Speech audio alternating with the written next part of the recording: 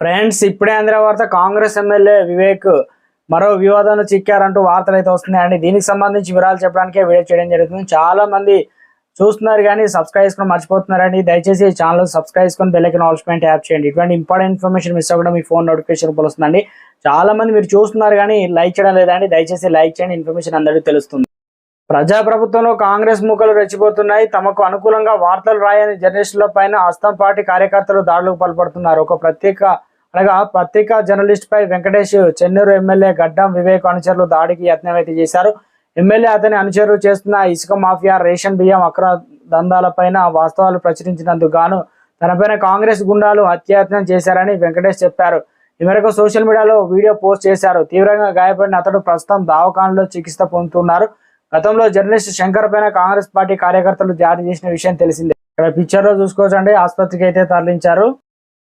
Journalist Venkatesh పై MLA Vivek అనుచరులు అయితే దాడి.